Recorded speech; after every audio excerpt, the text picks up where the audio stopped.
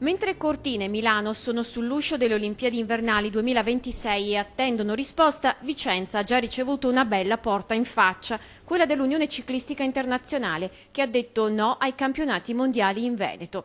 Il capoluogo berico non organizzerà la corsa iridata del 2020, con partenza da Ponte della Libertà a Venezia, il percorso in pianura tra le ville del Palladio, la salita di Monteberico.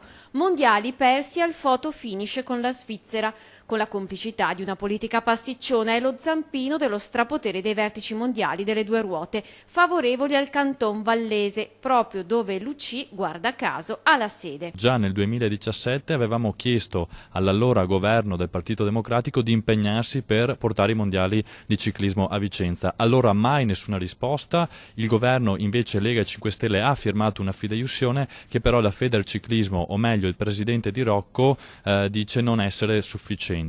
Il comitato organizzatore allora riesce ad ottenere dal governo giallo-verde fideiussione e garanzie per oltre 2,5 milioni di euro, ma per l'Unione è oramai troppo tardi. Di Rocco, che è presidente della Federazione di Ciclismo Italiana ma anche vicepresidente dell'UCI, ha detto che queste garanzie non bastano e fatalità il mondiale va in Svizzera, proprio dove ha sede l'UCI.